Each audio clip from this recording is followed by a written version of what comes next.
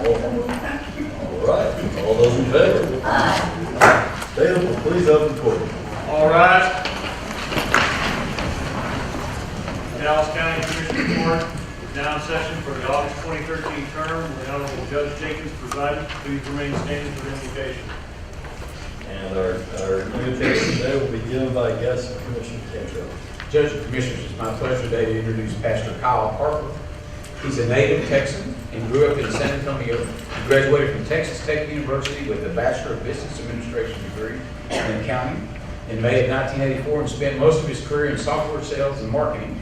He recently completed his Master of Theology in Spiritual Formation and Leadership from Dallas Theological Seminary in May of 2012. Currently, he serves as Associate Pastor at Highland Baptist Church in Dallas. At Highland, he is responsible for providing leadership in the areas of church administration and ministry in cooperation with the senior pastor. Pastor Harper is married to Kim, who is a flight attendant and instructor for American Airlines for the past 25 years. He is an avid sports fan and enjoys cycling, traveling, cooking, reading, and spending time with Kim. Pastor, thank you for coming today. Please pray with me. Father, we are grateful for this new day, and we thank you for the many blessings that you so graciously share with us. We pray this morning, Lord, and thank you for those who serve in positions of leadership, especially our county judge and commissioners. Pray, Lord, that you'll give them wisdom and discernment, and to all who serve this court as they fulfill the responsibilities that they've been entrusted with. Pray that you'll help them to be good stewards of what you have given us, using their time and resources best to serve well that they represent. Pray that you'll grant them servant hearts, Lord, looking out equally for the good of all who live in this county, especially those, Lord, who have great need. Pray that they'll be models for us all in how we are to serve and live well with each other, regardless of the many differences that we have. And Father, I pray that you'll please help them know the value of their service and be encouraged to continue strong in the work that they do. We ask that you please bless this session and all that will occur here today, to your glory and to the good of the people of Dallas County. And it's in Jesus' name we pray. Amen. Thank you, Pastor.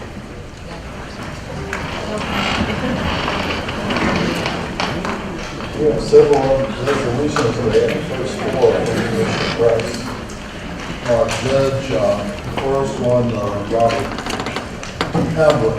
I don't think, is anybody from today, if you didn't, okay, this is an individual resolution basically speaks for itself. And for 25 years of faithful service, he's part of our intake over the juvenile department. So I so move it. Second. All those in favor? Motion carries unanimously. The second resolution, Judge, Commissioners, is Captain Judy McDonald Farr. She'll come forward with her delegation.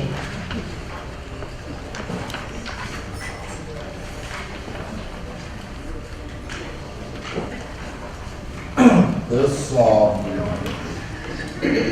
again, resolution speaks for itself.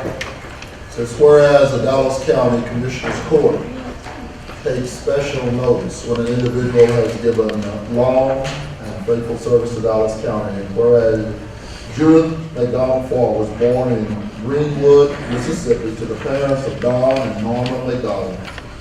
She moved to Dallas in 1969 and currently resides in Bristol, Texas. And whereas Judith attended Irving High School, Mountain View Junior College, North Texas State University, the School of Police Supervision, the Command Management College, and the FBI National Academy. She is a licensed Master Jailer, Master Peace Officer, and Basic Instructor. And whereas Judith is married to Jim Farr, she has a daughter, Rachel Burton, son-in-law, Nicholas Burton, stepdaughter, Holly Farr, stepson, Bo Farr, and his wife, Jill, a grandson, Jace Farr, and a granddaughter, Jenna Farr. She enjoys traveling, working in the yard, NASCAR races, and motorcycle riding. And whereas Judith is a member of the Bristol United Methodist Church, the Caring Hands of Bristol, the Dallas County Sheriff's Association, the Sheriff Association of Texas, the FBI, NAA, And whereas Judith has received many awards to include perfect attendance, safe driving, marksmanship, certificate of merit to Kids and Cops 2003, and 30 years of service. And whereas Judith began her Dallas County career on June 30, 1980, in the Dallas County Sheriff's Department as a classification specialist. And whereas Judith has continuously served in the Sheriff's Department in positions with increasing leadership responsibilities to include deputy, sergeant, lieutenant, and captain, where she currently serves. Now therefore be it resolved that the Dallas County Commissioners Court is hereby recognize and extend sincere appreciation to Judith McDonald Falk for 33 years of faithful service, and further expresses best wishes on this her retirement. All those in favor? Second, and Chief Warden. Good morning, Commissioners. On behalf of the court who's going to be here this morning, I want to take this moment to say something about Captain Clark. For the past 32 years, 33 years, he has contributed a great Dallas Sheriff's Department to achieve the goals and objectives of making this department the best it can be. We, the sheriff, the executive staff, acknowledge and appreciate all the years that you have served as an officer of the Dallas Police, the Dallas Sheriff's Department. We wish you and your family the best of everything as you embark into another career that's taking care of your family. We know that you will be successful in doing that as well. Thank you so much.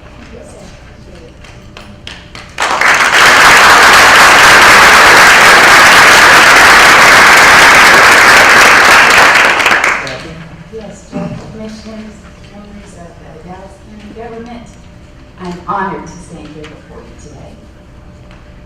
The opportunities that Commissioner Price read, the different positions that I held, have been opportunities to serve. And when I walk out on Friday, it will be happy, proud, and with a grateful heart. Thank you, sir.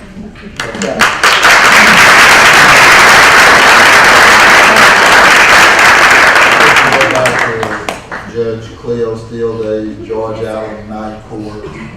Some of us have been around here that long.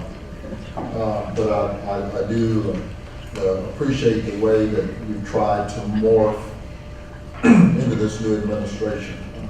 Like I said, having been around here for 3 decades or so, I've watched this department go through a real evolution. And I know it's been difficult. Oftentimes we've had to arm wrestle about policies that are changing. But nonetheless, this present Sheriff's Department has probably, in terms of management, I think the best I've ever seen. I think that is recognized by the Texas Commission on Jail Standards. It's recognized by the Department of Justice. And as you know, people have modeled all over this country and have been referred to Dallas County because of what this department now basically best practices. And so I just want to thank you for being part of that. I think the reason you're retiring, you don't like those every Monday morning 7:30 meetings. Nobody likes that. They tell me they like that. Honestly, they don't. They shouldn't say that. Anything else y'all would like to do?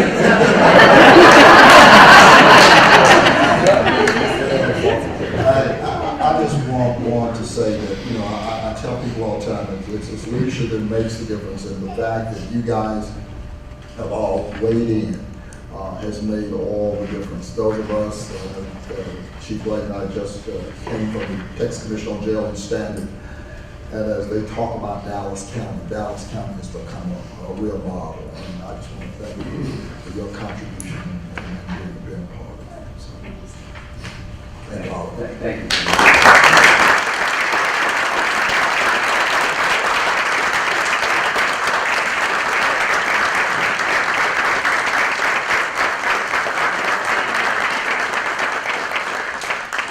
Come on and take a picture of this one woman.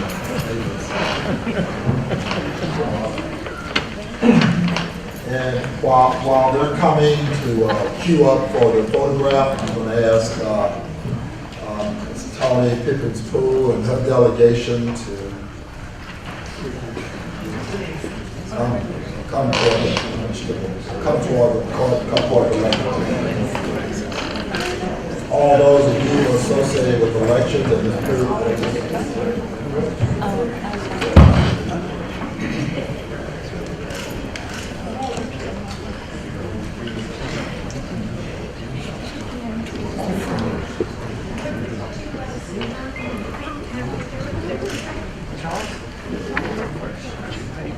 Bristol.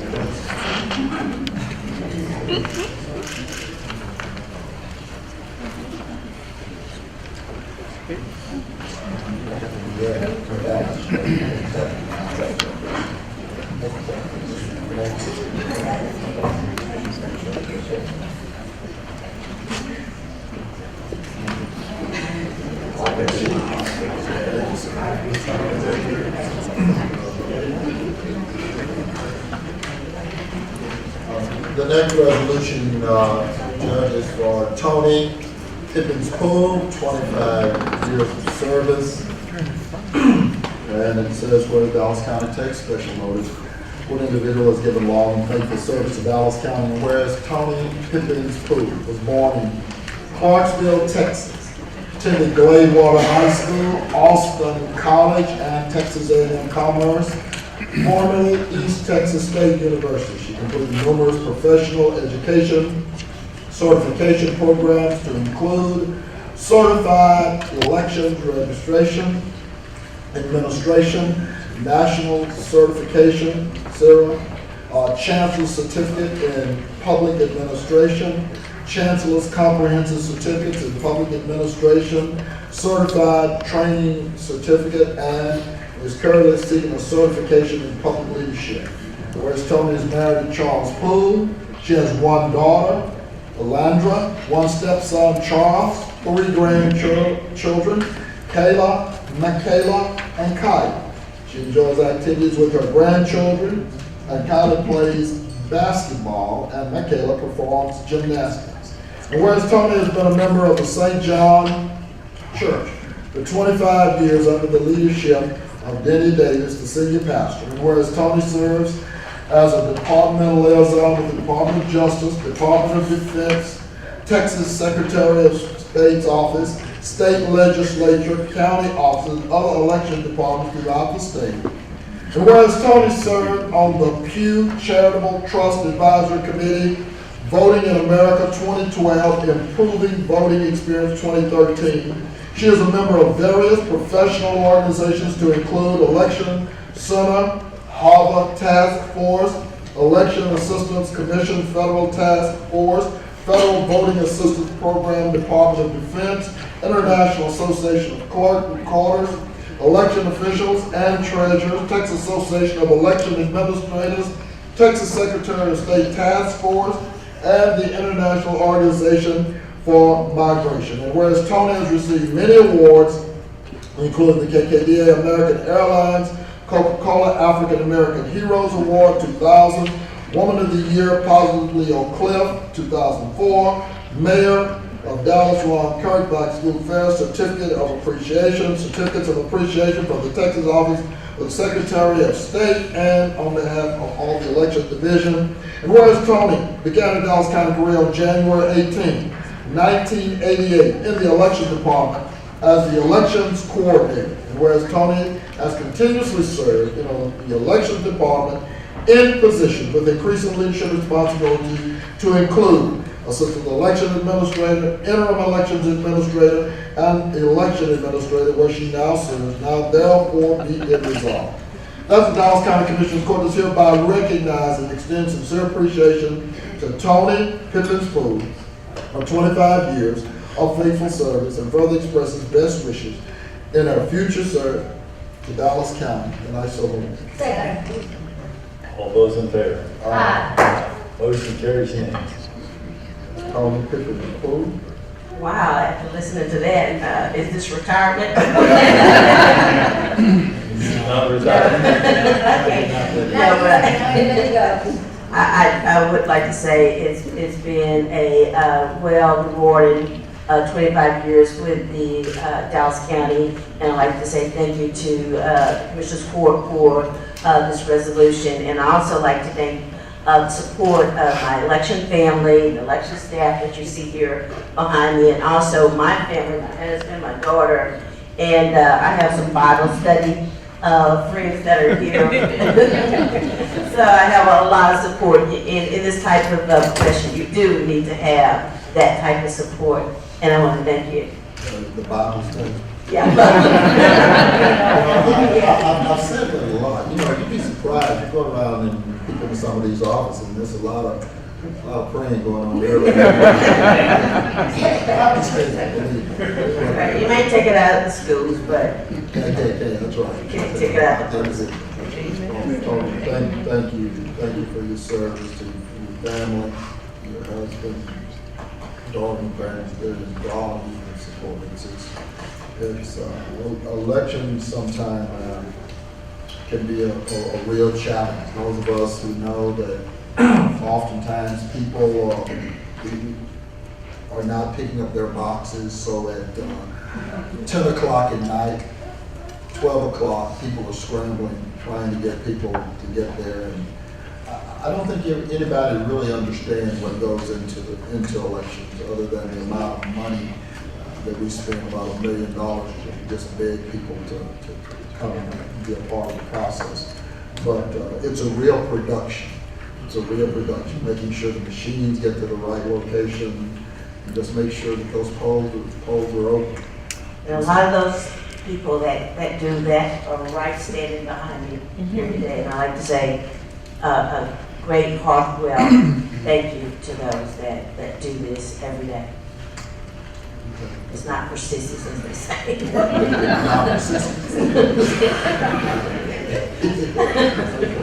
Thank you. Thank you.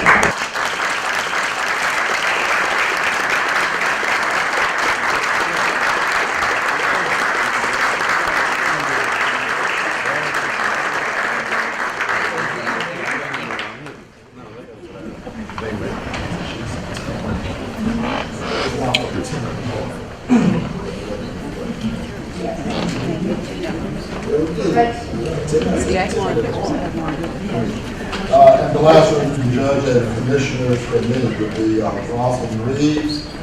And so I'll ask Rosalind Reeves and the delegation. Come forward.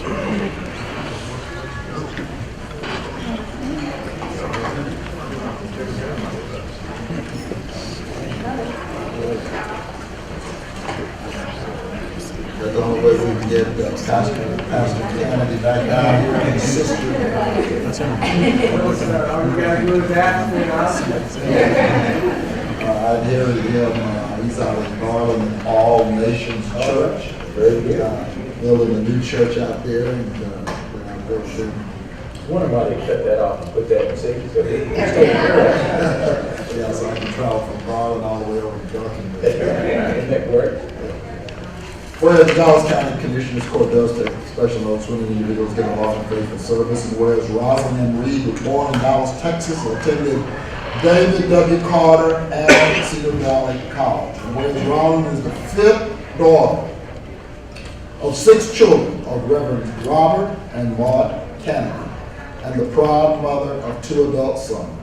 And whereas Rosalind began her Dallas County career on August 1st, 1983 in the Dallas County Sheriff's Department as a detention service officer assigned to the government civil jail from 1983 to 1994. In 1994, she transferred to the Inmate Program Division, where she currently serves as the re-entry officer.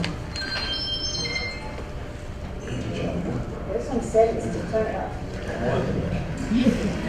And whereas Rosalind has earned a polished reputation for her high ethical standards of performance, she respects the dignity of fellow officers, community volunteers, and detainees alike, and she is recognized throughout the department for her professionalism, courteous, and respectful character, delivers exceptional customer service to community volunteers and stakeholders.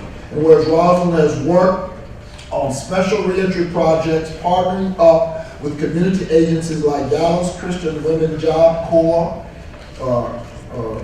Risolana, Alcoholics Anonymous, Cocaine Anonymous, and the first annual Employee and Community Award Banquet.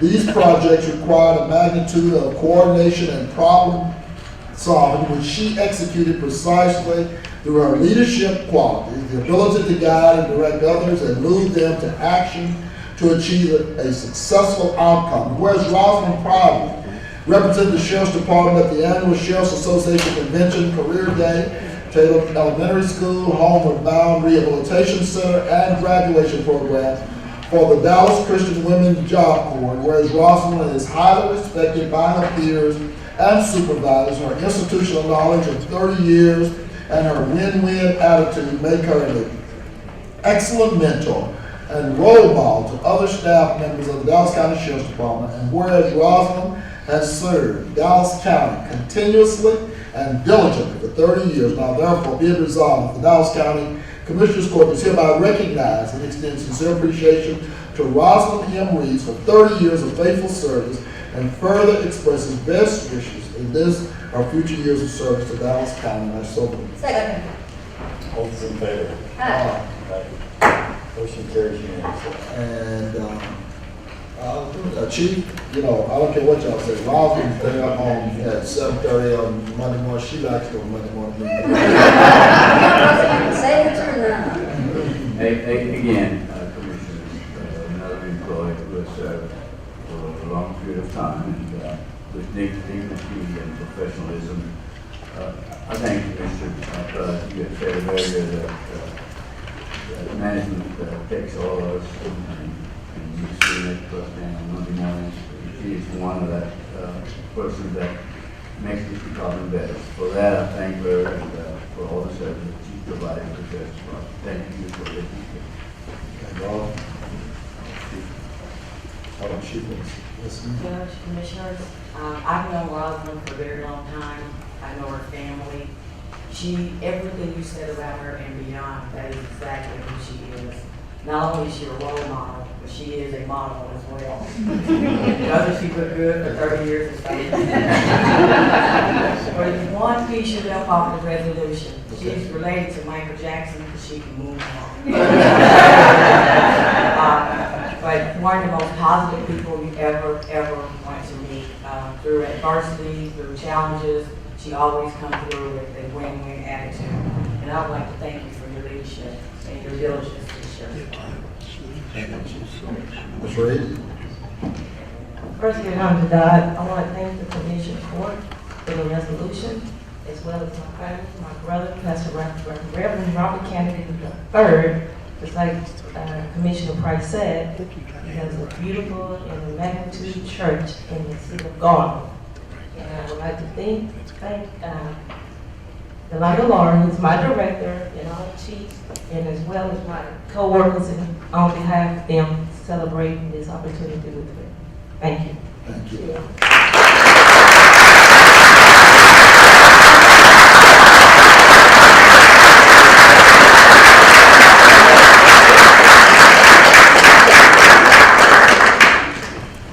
One more time. 30 years ago, good time.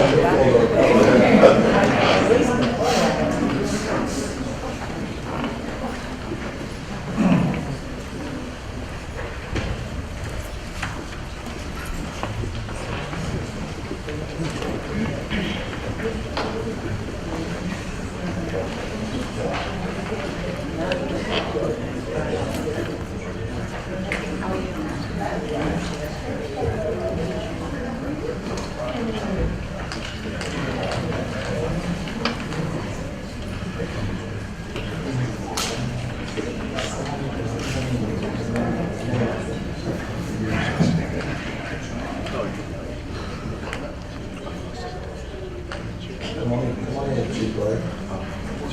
You're tall enough.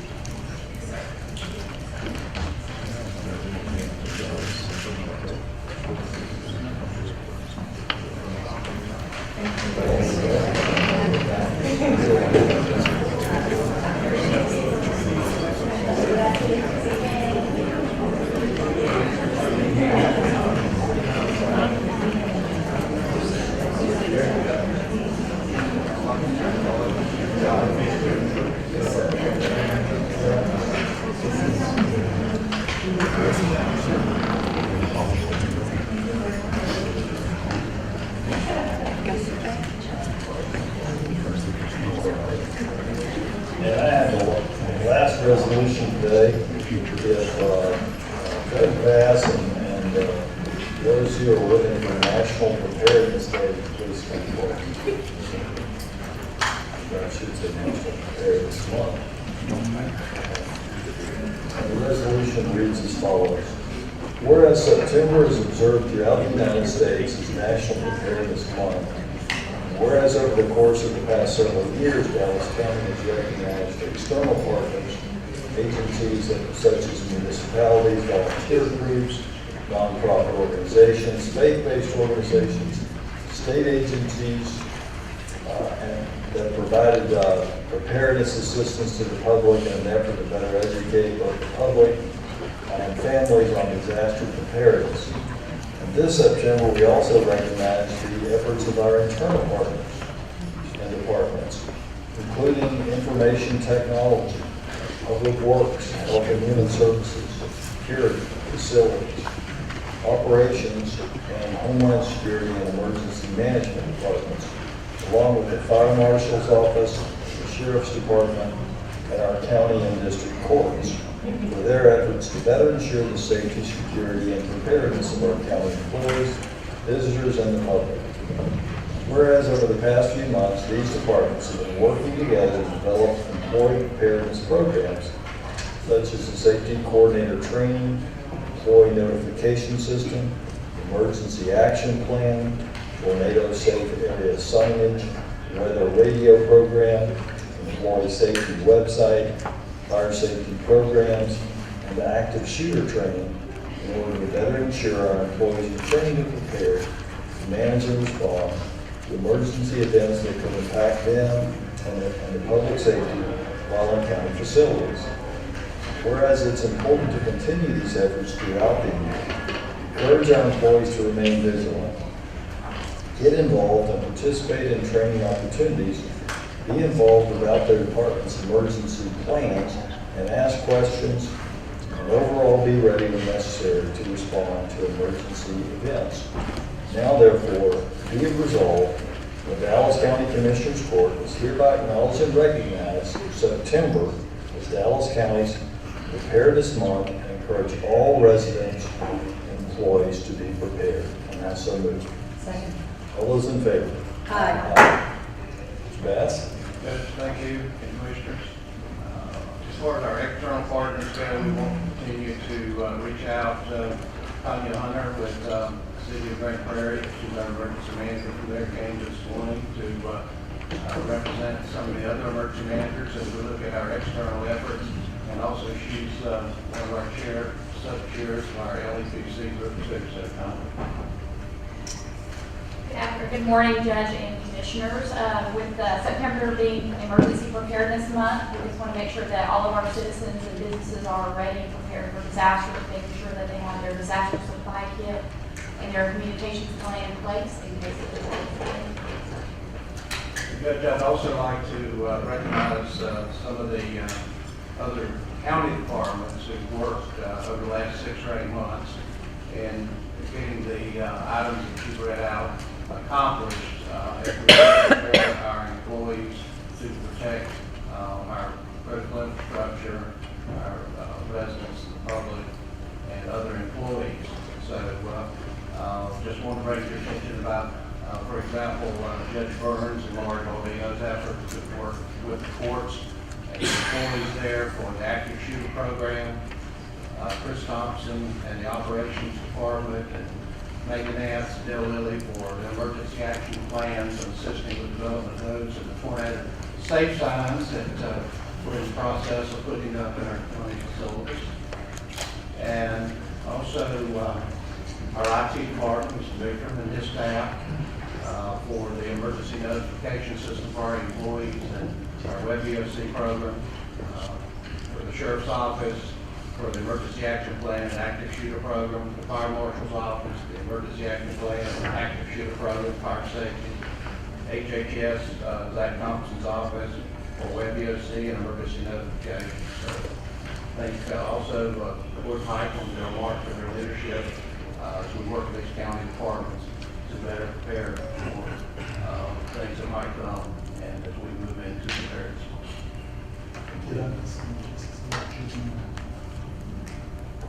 Thank you very much. Thank you very much for all you do. And I had the opportunity, colleagues, to see some of the, informational kits from the Health and Human Services Department for seniors on how to protect your documents this last Friday at La Residencia, Mr. Thompson.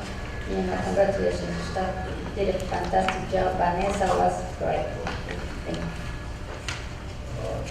And next, we will consider our consent agenda. Is there a motion on the consent agenda? Second. I just want to make sure that on this letter, we got the latest edition of this turn back letter that's on our consent agenda. And I guess the court's got the project effective map.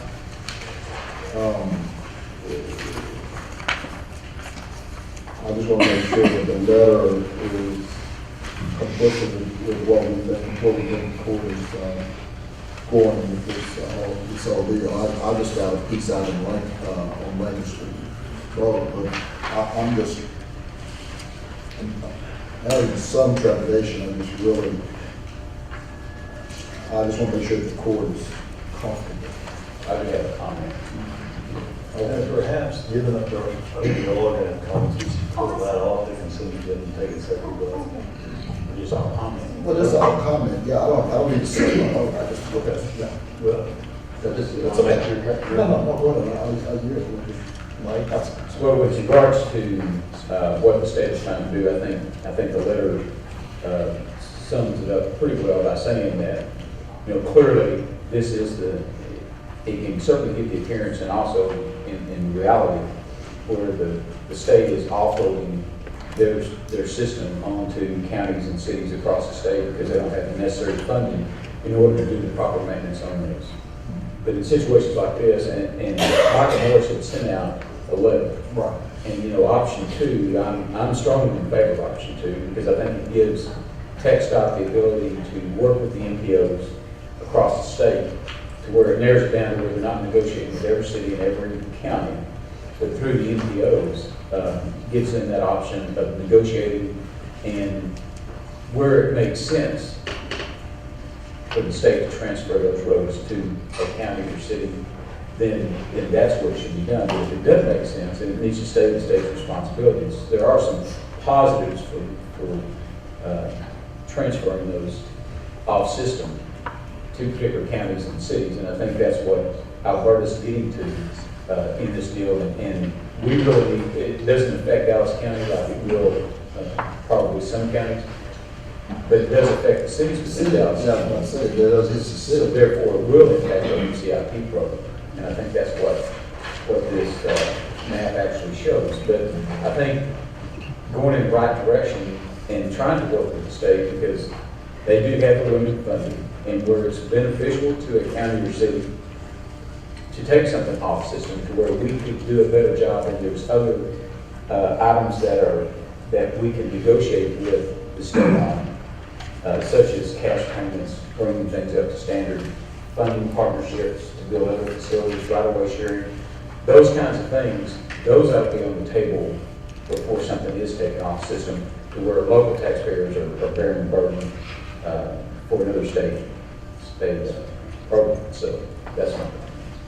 Well, that's exactly what is going on. My position is that, and I agree with the MPO from Michael Wallace, but I'm having some real, trepidation because I'm just concerned. I live in the city of Dallas. I'm concerned about the city of Dallas, and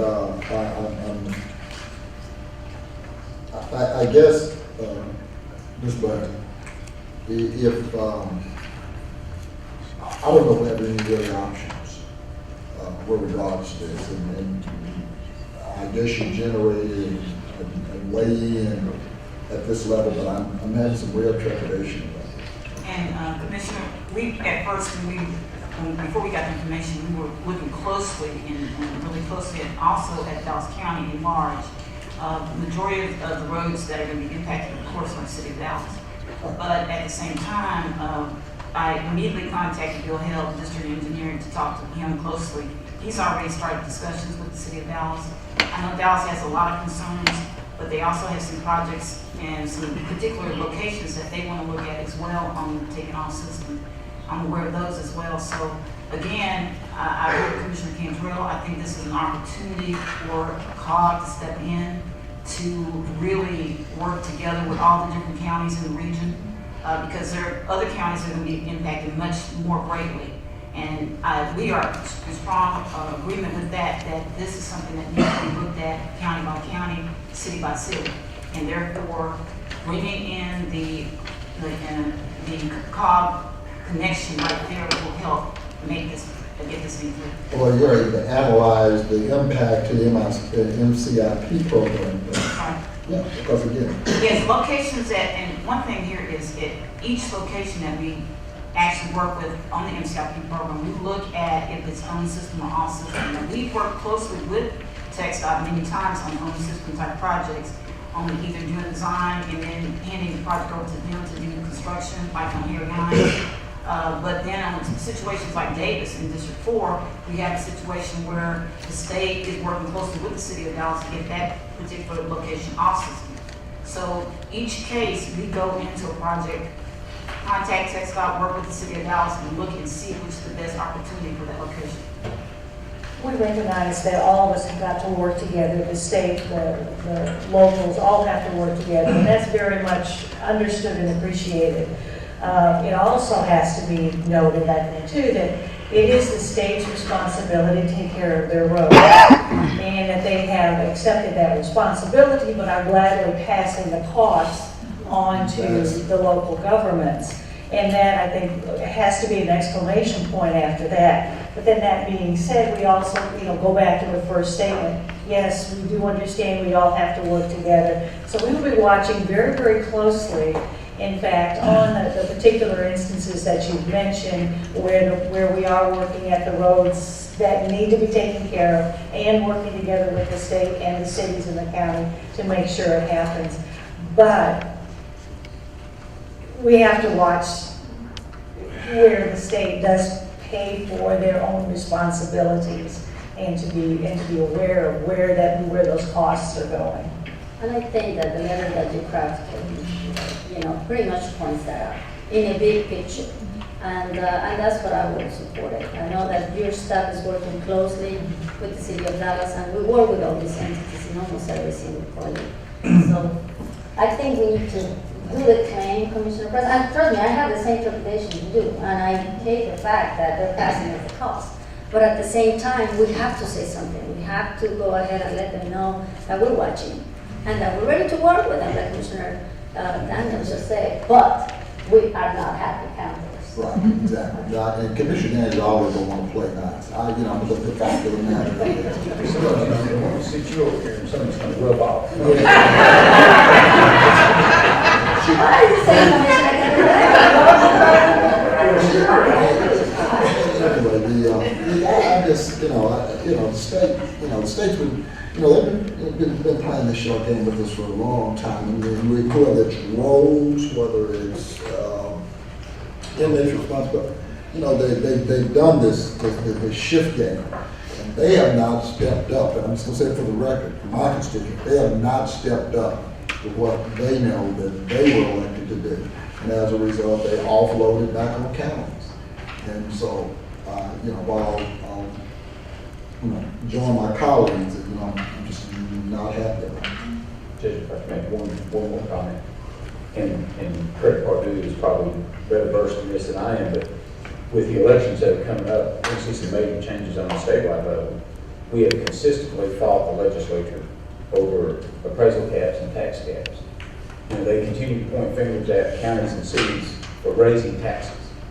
But this is the very reason why counties and cities continue to raise taxes. As they keep offloading more and keep doing unfunded mandates and passing those things down, they want us to take care of it, but at the same time, they want to be able to stand on the board pulpit and say, y'all are the bad guys raising taxes, when it's their job to fund those things at the state level and to come up with the remedies. So I just want to make, it's easy for them to pass that stuff down and then to criticize us, not necessarily Dallas County, because we have a low tax rate, but a lot of counties and cities fund, some of my cities will be increasing taxes this year just to be able to fund road maintenance. But when we have one of the lowest tax rates in the state, but when we raise taxes, it's still been because they have offloaded back up, because it's primarily been because of the jail. I understand, but with the new people coming into Austin, if things work out like that, we should have a bigger chance of appraisal caps and tax caps being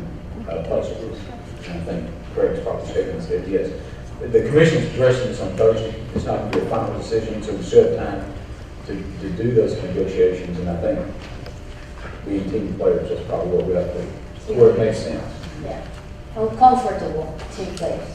And that's what the letter says. And I agree with all those concerns, and I'll add a couple more concerns to that. Under the proposal, as it currently sits, counties with populations of less than $50,000 will see no turn back or 50,000 people rather, will see no turn back of roads that happen to go through their cities. So while our taxpayers will lose that portion of state revenue and be asked to pay for this locally in places like Hill County and Phantom County, those rules will apply. That strikes me as unfair to large urban areas. Further, look at some of these roads that we're talking about turning back. Roads like Harry Hines, probably the best example would be Preston Road, which goes through 2 counties and several cities. What if one of those cities decides that they want to take one of those lanes out, make that into parking? These roads are not city roads. They are thoroughfares that have developed over time. What will it do to our regional transportation plan if a city or cities along Preston Road decide to slow traffic to a crawl and add more parking? And the same thing could be said on several of these roads. So there's a lot to be worked through here. I plan on attending the commission's meeting and visiting with some of them over a meal the night before about some of our concerns. I do agree that we have to work with them, I'm appreciative of their continued innovation in trying to find ways to fund transportation. But the problem, as Commissioner Cantrell pointed out, is the legislature is consistently underfunding highway construction and road maintenance, and then looking to us to build more toll roads, or in this case, just take over roads that they used to take care of and have us do that. So we talk about our MCIP, and we hope for the day when the MCIP will be debt-free and the MCIP will be spending off significant money. At the same time, we see these pressures from the state to spend money to do more and more of the things that they've historically done. So it is incredibly troubling, but we do need to weigh in and get the best deal for our taxpayers in this round of talks with TxDOT. So I'll support the letter as well. This is a discussion on the consent item, so all is in favor of the consent agenda? Aye. And that takes us to, no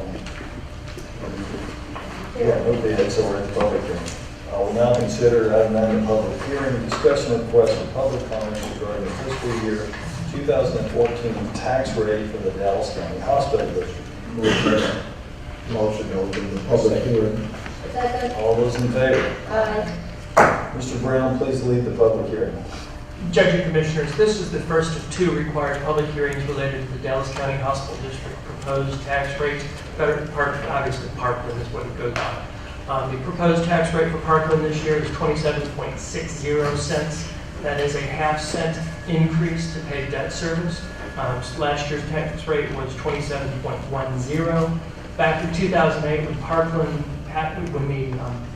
Parkland's new hospital election passed, there was a detailed debt service and operating service plan that was included in that, which included 2 cents in 2010, and then a half cent in subsequent years. This is the half cent that was already put in that. There's still a 1 cent tax increase for operating that will occur in a future year when the hospital opens.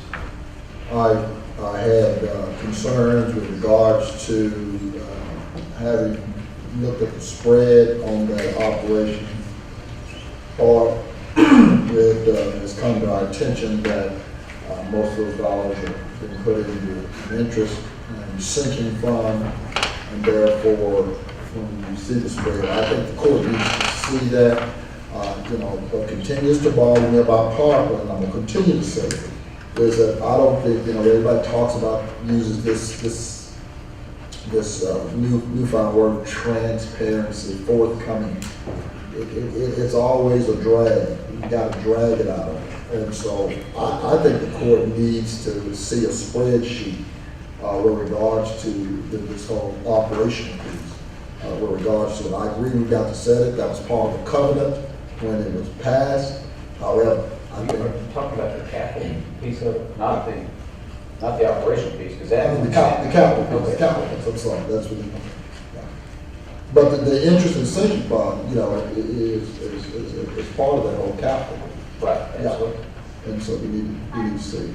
And this is the first public hearing for this, Mr. Brown. It would be great, that we can have, I know you sent it already, in the memo, and information, but for everyone, who wants to see it as well, because I do have to say, and I want it to be on the record, that last time that we had this discussion, the Dallas Morning News, published that there was going to be a tax increase.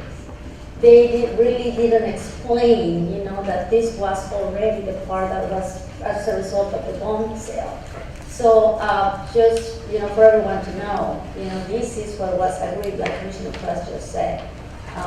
So probably it would be good, for that information, to come back around so everybody can see what are the years that these increases will happen as well. Right. Back to the actual covenant for 2008 had the 1 cent operating occurring this year, but obviously the hospital's not ready to open, so they're not going to be doing it. I anticipate that it'll be next year. Correct, and that's what I think did not translate it well, because I have several calls that day, so Parkland is raising taxes.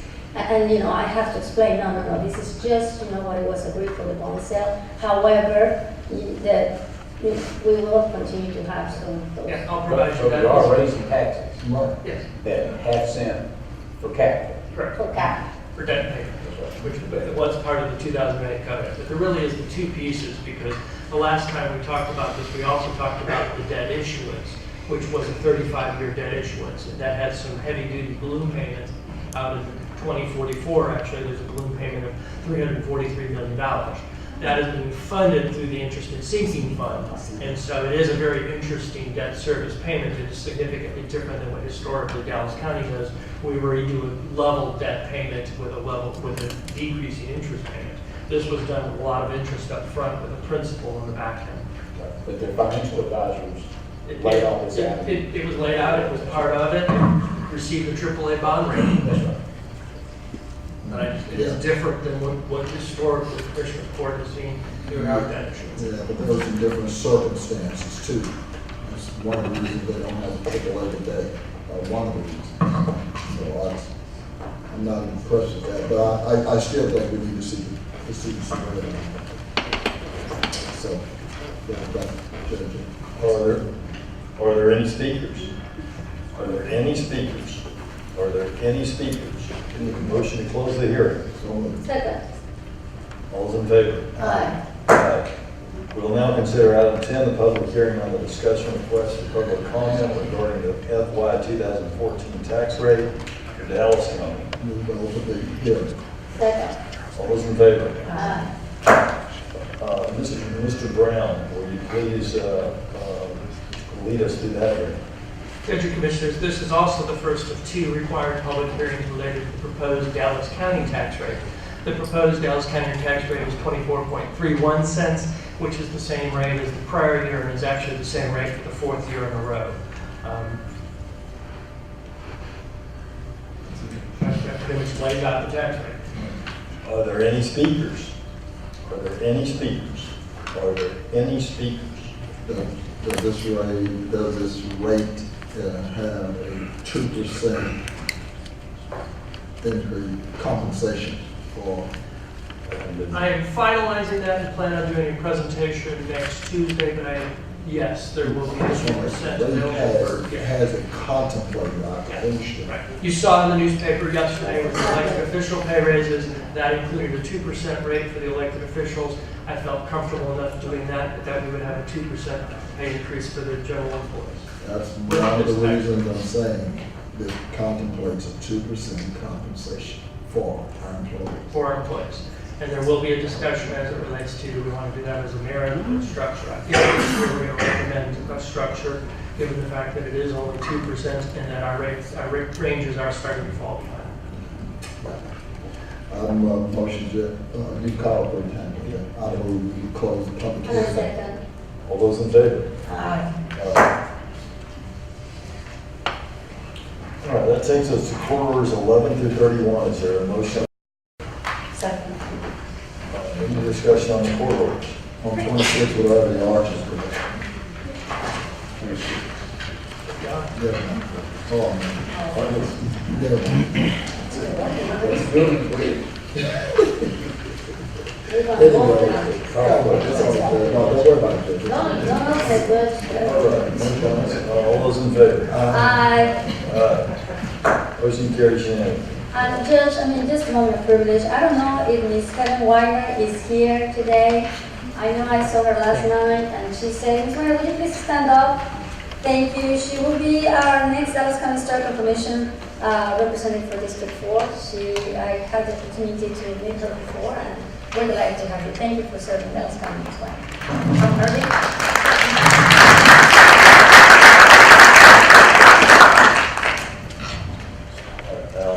Next, we'll take us to our briefing session, which consists of items to be considered in the subsequent session.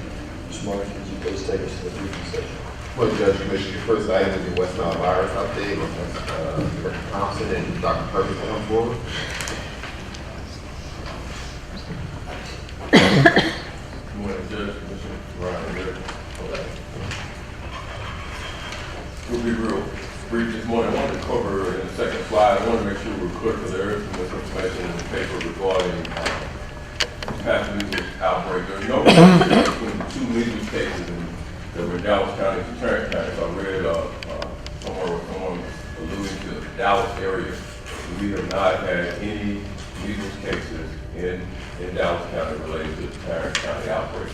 Secondly on that is in terms of the MMR vaccine, Dallas County has enough MMR vaccine on hand. As you can see from our immunizations program, we've been able to provide MMR vaccine, so there's no shortage.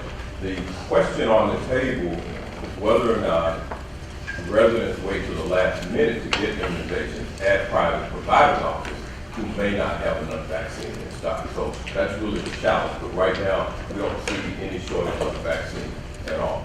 Go to the next slide. You see the information we submit to CDC weekly. We'll go to the next slide.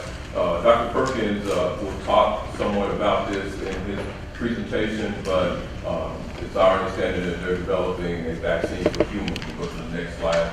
Again, he'll talk about the vaccine development. Also, each week we talk about the contractors that we've utilized. BDCI, again, has done a great job with our ground spraying activities. Map Vision, we're steadily upgrading our Map Vision activity on our website, and then the insecticide resistance testing is going very well. We should have a final report by the end of September, 1st of October. Again, this is just trap data. We'll go to the next slide. Again, we basically only have 4 human cases to date, and Dr. Perkins will go into more detail about that, but to date we only have 4 human cases. You can see on West Nile Watch, we'll go back, Brian. West Nile Watch, that you see we only have 112 positive traps. I don't think we have additional traps confirmed to date, but 112. And then as we talk about it, as we're getting ready, going into September, we'll be putting forth our 2014 game plan in terms of, not to say we're out of 2013, we're still focused on 2013. But one of the areas we want to focus on in 2014 is ground control application. We feel that cities are really going to have to look at doing ground application within an 8-hour notification. Right now, we still have a number of cities that are utilizing, and again, this is this is within their purview. With 48-hour notification, it's kind of outdated now. We need to be able to have real-time ground application within notification of a positive trap, mosquito trap, or human case. So that's one of the recommendations that we're going to be putting on the table. We still have some cities that are wanting to do a 48-hour notification to residents. Before we go to the West Nile Watch, we've seen in other parts of the country, I don't think we got a letter about doing any drones yet. Okay, I don't know, I'll look for that letter. Thank you, Director Thompson. Good morning, Commissioners, Court, and citizens of Dallas County. I would like to talk about the potential vaccine in the pipeline for West Nile virus. There are a couple of companies, one in Oklahoma, one in the state of Hawaii, that is working on developing a vaccine to protect our citizens against West Nile virus. Looking back in the past century, the 20th century, the greatest public health intervention was the implementation of vaccines. So a lot of the things that were being a menace to our citizens 100 years ago, such as infectious diseases, particularly childhood diseases, yellow fever, etc. That's basically not on the radar anymore because of vaccines. So hopefully in the future, those particular companies that are trying to develop a vaccine will have to go through clinical trials to prove its efficacy or its effectiveness in protecting individuals against the virus.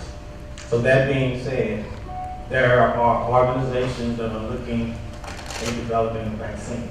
Now, as far as Dallas County, West Nile virus surveillance report for the week ending 8/24, we had approximately 220 traps placed throughout Dallas County. Number of pools tested, 194 pools were tested, 161 public health labs, 33 independent labs. In regards to the number of positive mosquito pools, we had 17 that were confirmed by public health labs and 3 from the independent labs. The number of the infection rate has declined from 7.36 to 4.45, and the weekly vector index has decreased from week 33 to 34 from 0.18 to 0.134. And as far as human cases, thankfully we're only at 4, and that's holding 2 are West Nile fever, the other 2 are neuroinvasive disease. Next slide, please. What you see on this particular slide are the graphs that are showing the trend as it relates to West Nile virus 2013. As I've indicated, there's been a decrease in the preliminary vector index of now to 0.13 for weeks in this past Saturday, week 34. That does not include about approximately 10% of the traps that were collected, and those results are still pending. Where were we last year in relationship to 2013? Week ending August 25th, 2012, we had at that time 254 positive traps throughout the county. There were 291 confirmed human cases and 12 deaths.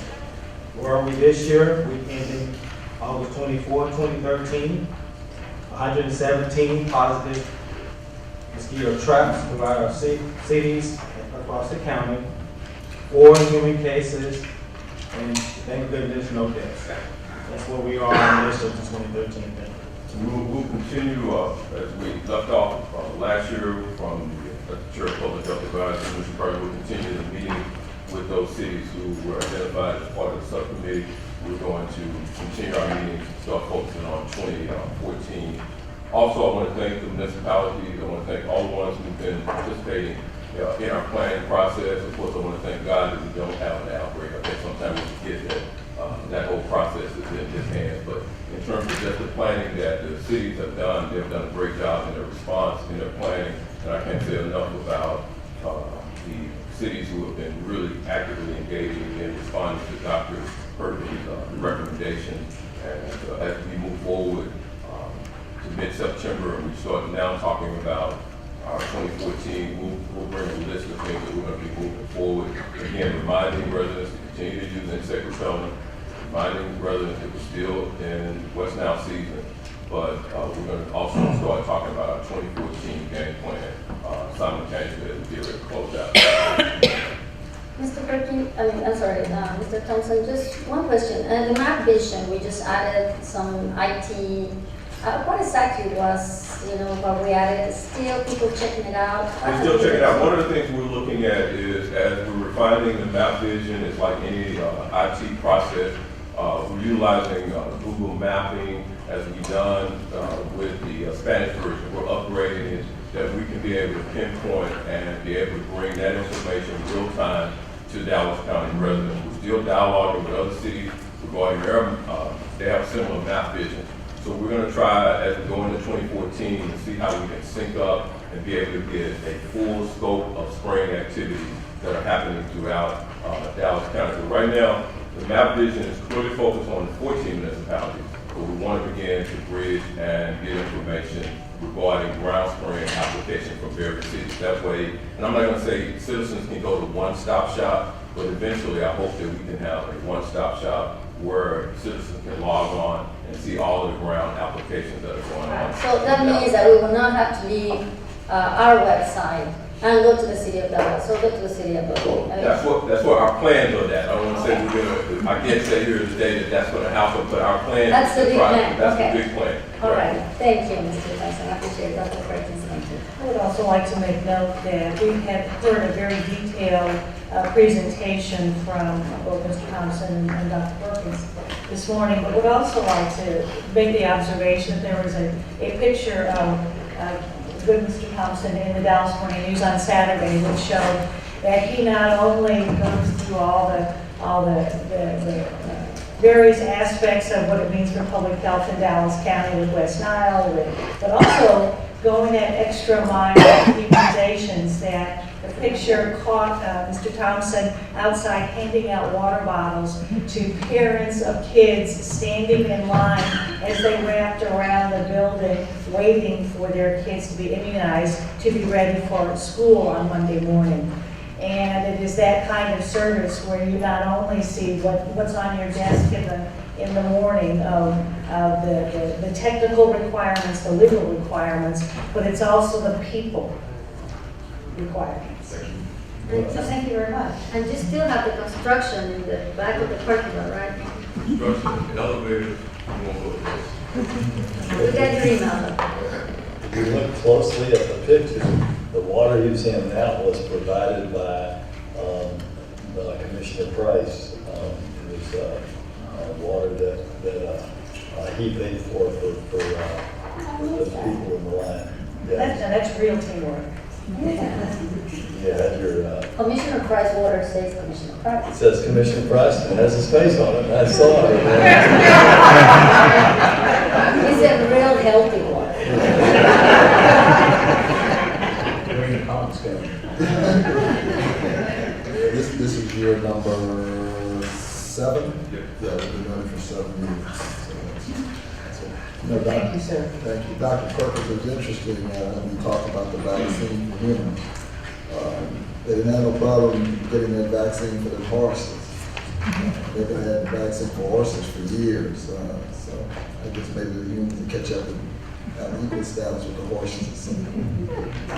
I missed that part. Oh, yeah. No, how long have they had vaccine for the horses? It's been a while. They've been there when the first West Nile outbreak. Yeah, when they first got it, when you went in Arabian horses, They found a vaccine. Haven't found it for the human yet. See, I wrote something good on Commissioner Price. See, that's once in a while. Mr. Martin. Community item one, Health and Human Services, 1B recommends approval of additional enhancements to the map vision system from Leading Edge Associates funding from the Public Health Preparedness Grant. Item C recommends approval of amendment number 1 to the Texas Department of Housing and Community Affairs American Recovery and Reinvestment Act Weatherization Assistance Program contract. Item D recommends approval of the contribution payment in the amount of $50,000 from Reliant Energy for the 2013 Reliant Retail Services LLC CARE program. This is for energy assistance payments to Reliant Energy customers. Item 2, elections. 2A, recommends approval of the State Fair of Texas exhibitor agreement. 2B, recommends approval of the tax district early voting election judge and alternate judge appointments for the remainder of the 2012 through 2014 terms. And Mr. Martin, Tony, we just got this passed out. I mean, does it changes anything with whatever was in our briefing? While she's coming, also item C is approval of the list of election judges, alternate judge appointments for the remainder of the 2012-2014 term. In case you have questions on those also. I believe we had a few last night given to us from the parties, and we made some changes. It should be indicated. We can indicate the ones that. No, not in District 3.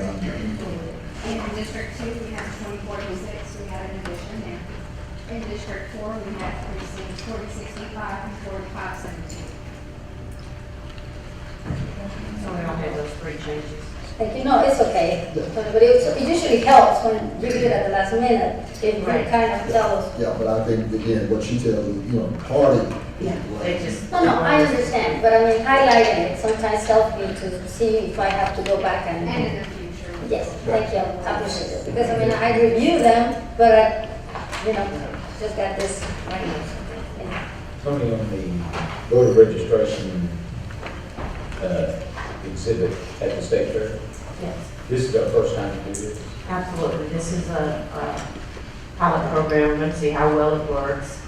And that was my question, are we going to monitor that on a day-by-day basis? Yes. In other words, putting a full-time person out there for the entire fair, if it looks like the first week, it's not generating a whole lot. I hope that's what. Well, most of our full-timers are going to be working just half a day shift. Well, okay. Our full-timers are going to work half-day shifts. One's going to come in, I think we have a calendar attached to it. They're going to come in and work a half-day shift. Another full-timer will come and work a half-day shift. But we have a full-time equivalent. I mean, right. It's going to be and then they're going to receive a volunteer that's there. I guess what I'm saying is, before we, that's 3+ weeks out there, just making sure that it's money well spent and utilization of that staff person.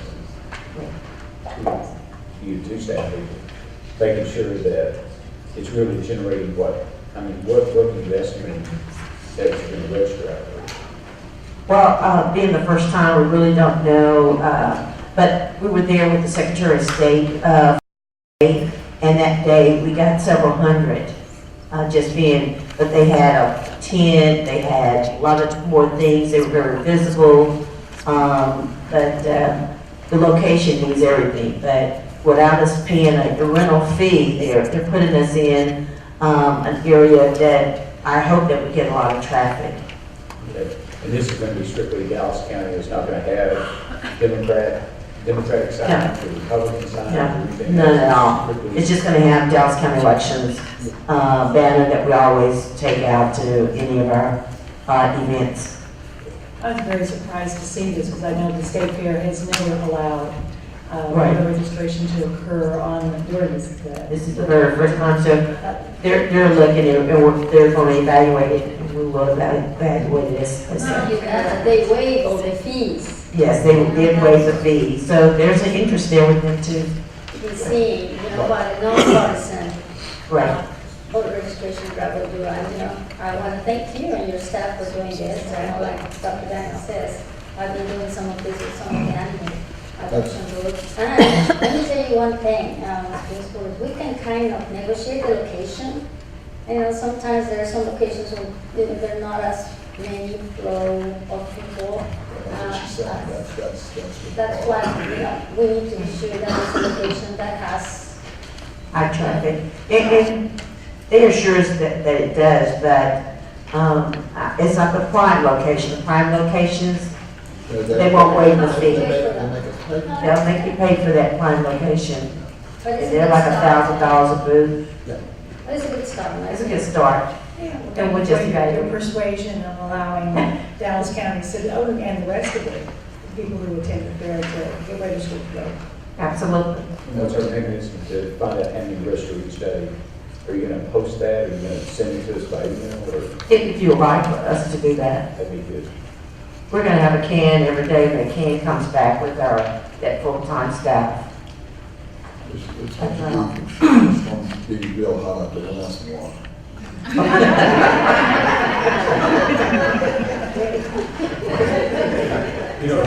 Republicans are having a fair day. They just want to make sure that it's going to be open. No, we're going to be open. Is that like Negro Day? It's not out for all that. God wants to forget. Anyway, thank you, Mr. Moving along. Item 3, county clerk, item has been pulled. Item 4, tax assessor collector, Dallas County Tax Office recommends a contract addendum with PLS Check Cashers of Texas LP be approved and executed. Can I make just one observation about this one? What is PLS check cashing? It isn't one of those. It's the names here on names. Seeing Mr. Ames' approach, I know that he has thoroughly examined every aspect of this particular company to see that. Correct. PLS stands for Payday Loan Services, Commissioner Daniel. We actually did a pilot with them over the last 6 months. They wanted to do this for all 20 of their stores this last year. Wait. We said we would only do it with one of their stores. Back up. What did you just say? It's PLS, Payday Loan Services. All they'll be doing is current vehicle registration, the same thing that Tom Thumb grocery stores and Kroger grocery stores does for us. Yes, we encourage people to buy groceries. I'm not sure that we encourage people to. Again, this court was unanimous decision last year when we brought the contract for the one store to do the pilot. I know. You call. how does pilot work? The pilot works very well. They're very good. They follow all of our rules and all of our regulations. Our whole goal is to find more locations for citizens of Dallas County to renew their vehicle registration. They can't do anything but renew vehicle registration at this location. So they're not going to get a loan or anything like that. They're going there to register their vehicle. And this item that you have over here is about having an application. Can you explain exactly what, the app store for the clerk's office? No, I know. That was the county clerk, that's been pulled. Okay, I'm sorry. I thought you were- okay. Because I question why would we be encouraging people to frequent this kind of establishment? It's not that we're encouraging people to frequent any kind of establishment. By doing this, we don't endorse any subcontractor that does business with us. We have AAA does it for us. 2 credit unions do it for us. Multiple grocery stores do it for us. And what we've found is over the past years, with the closing of the grocery stores, the big box stores coming in, the Albertsons closing down, the Vineyards closing down, that our subcontractor locations have declined, which means that we have more people flooding the tax offices. So we either have to figure out more locations that we can get out there for subcontractors, people to go renew their registration, or we have to figure out how to hire more staff at the tax office to help these individuals. Yeah, well, The more locations we get, commissioners, the less people are in our offices, and so the more time we have to spend with people who have to come to our offices. I think we understand that very clearly, but out of all the thousands upon thousands of businesses in Dallas County, do we really have to use? We don't have to use anyone. Like I said, that's why we did the pilot program with them. Because we wanted to see what rules they follow, how they processed everything. We were watching them very And how do they closely. compare with some of the other types of businesses? They did very well. They actually followed every single rule. They were very strict about how they conducted their business. They kept all their documents very secure. They followed every regulation that we had. They posted their bonds properly with us. They followed up on transactions with us. There was absolutely no concerns at all with this location. John, thank you for the briefing. Why don't we take that under advisement and we'll take a look at that next week. I think the court has some concerns. Okay. And I'd be happy to have a conversation about those. Utilization, how many license plates do they have? How many, I'm sorry? How many transactions? Registration renewals, they actually did. That'd be Anytime- interesting to see. Yeah, anytime a new subcontractor comes on board, it does take a good 6 months for a year because the public has to certainly understand that they are selling registration renewals at that time. We've looked at other different types of stores throughout the county. We had discussions with Lowe's this past year. After lengthy discussions with Lowe's, they decided they didn't want to do it. The problem is finding ways where we can get the public to register and renew their registration without coming into the tax office. We want to open that up. Right now, you can currently do it online. We encourage people to do that. We can pass out postcards when they come in our office to encourage them next year to do it online. The other problem is when the state systems fail on us, which has happened frequently this past year, and we've gone an entire day without being able to help the public because the state's computer systems have failed, we can send them to these subcontractor locations to be assisted and helped. At the end of the month, when everybody waits to do their registration and the lines are out the doors, we can refer them to these subcontractor locations to get their vehicle registration. We're definitely looking for ways to serve our citizens better.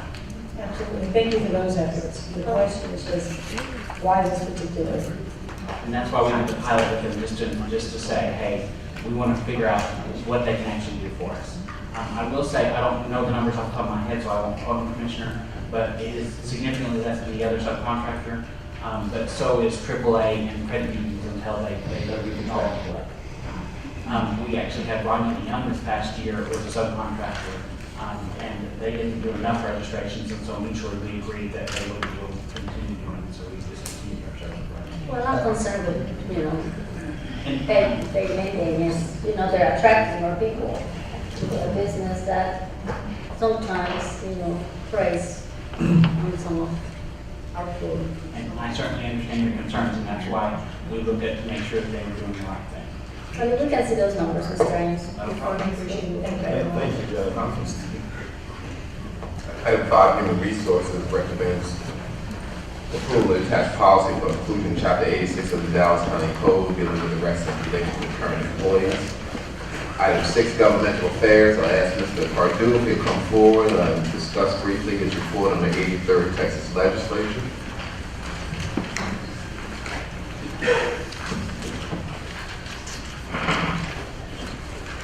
When you start, Mr. Pardue, excellent job this legislative session. Well, we were lucky. Take a look too. I want to preface this by saying a lot of things are going to change next session. You're going to have new governor, and you're going to have new comptroller. You're going to have a new chairman of Ways and Means. You're going to have a new chairman of appropriations. All of those things are storm clouds that we need to be aware of. And we need to have a game plan to address these problems because it could lead to a tough session in about 500 days. No.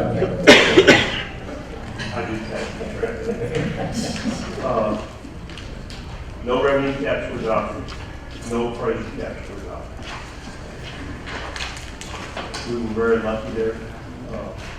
Like I say, we will have a new chair in Ways and Means, and we're going to have to, when you talk to your local legislators, you're going to have to talk to them about these issues because they're soundbite issues. Appraisal caps and revenue caps sound real good to somebody that doesn't understand what a tax shift it is and how it shifts the burden from the wealthy to the poor. And that needs to be emphasized over and over with all your conversations with your colleagues that are elected officials in the legislature. We didn't have a problem defending our retirement system. We were able to educate the legislators and tell them what our system does, how it does. It is a cash value system, and it's a good system for the state because it puts no burden or liabilities on the state of Texas.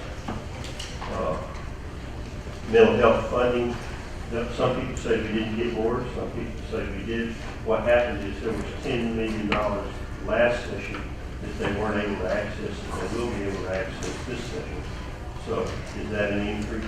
If you got 10 million more than you had last session, I consider that an increase, but some folks don't. Because they cut us. They escrowed 10 million last session that, they put in the fund, but they wouldn't let people access. Yeah, why? We'll give it to you, but you can't spend it. Right, exactly. Yeah, but this time they spend it. But they tagged us though. No, we actually, regardless of what they escrow, we got tagged in the North Star region. Well, and it's the same thing as the roads. Legislature. Yeah, but we lost, but what I'm just saying, while they had that 10 million looming over there, we actually lost real on-the-ground dollars. Yeah, that's correct. Okay. Anything you want to add about that, Mr. Stretcher? I guess, I hate to interfere with Craig's presentation. No, you don't. You love the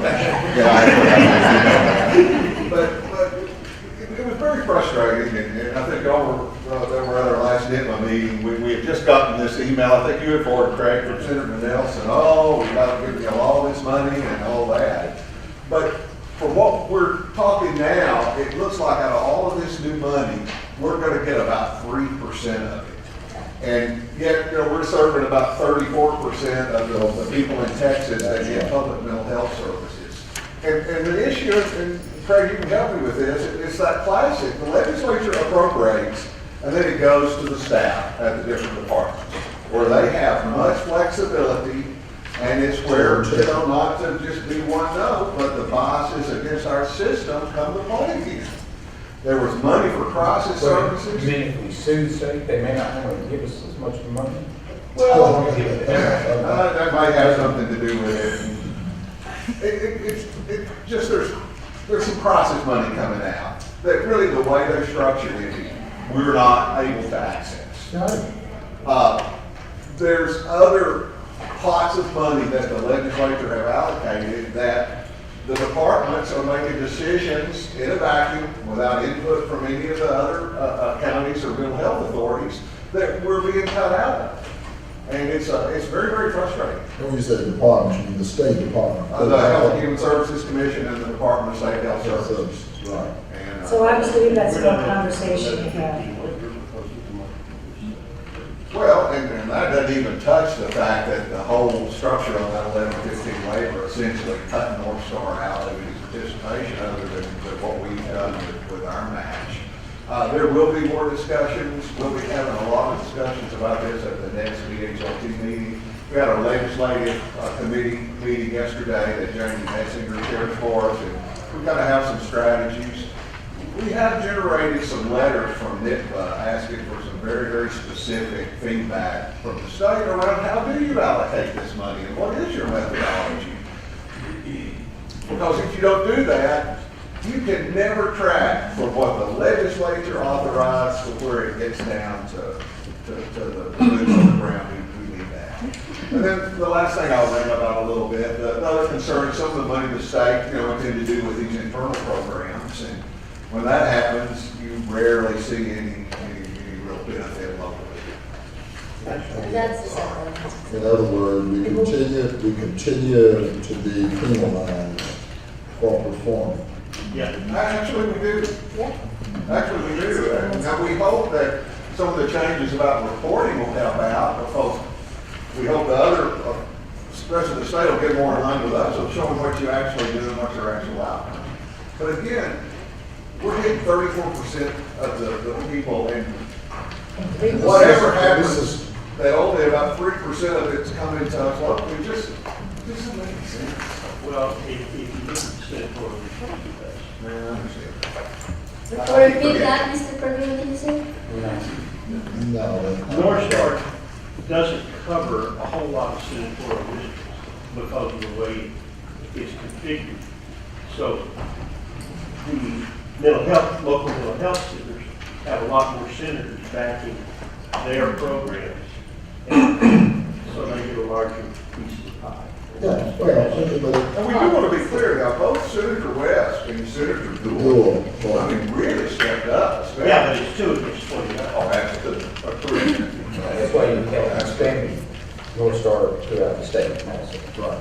Because of what they're doing. Okay, that's mental health. Thank you, Mr. It's always going to be like that.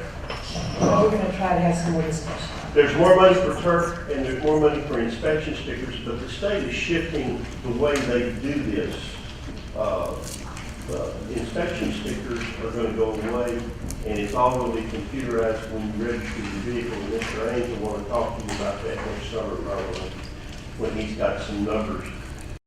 So there will be a little more money for enforcement, but it's actually going to go away because another bill that was passed in the special session that allows for I was going to say, do we get anywhere? yeah. So you can take it away.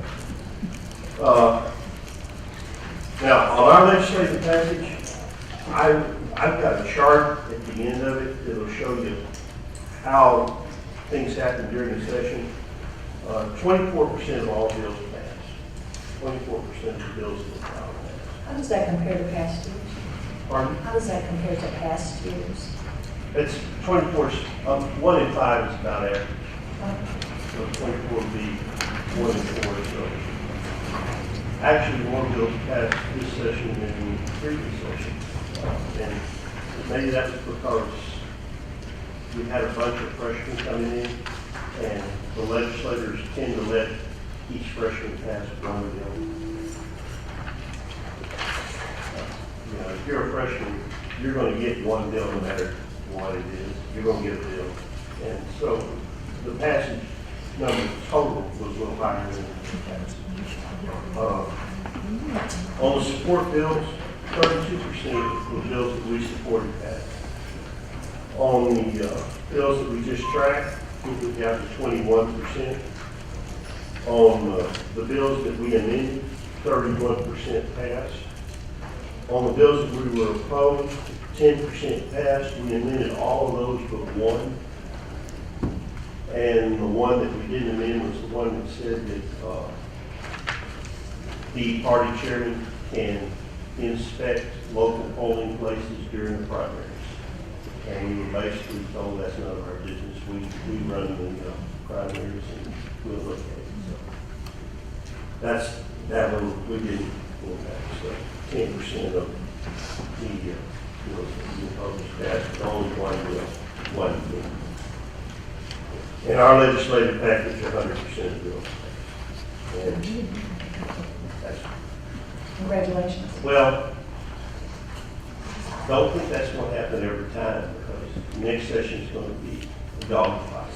And there's going to be a lot of things. I think appraisal cap and revenue cap are going to be big. It's really important that we educate the legislators about how those policies shift taxes away from the wealthy and onto the backs of the working families. And we need to talk to them about it every time we see it. That's our assessment of the legislative session. As though they really care. Well, I hope they do. Yeah. I do. So a lot of us hope. There's always going to be some people who are, I've got mine, the hell with you, but you see that everywhere. That's society. There's a portion of society that feels Thank you, Mr. Perdue. Good job. Thank you very much. Thank you, Ms. Bartley. Item 7, Public Works, 7A, Department recommends rescinding Court Order 2013-1197 dated July 9, 2013, consenting to the sale of tax foreclosed property at 1712 Canyon Court, Cedar Hill.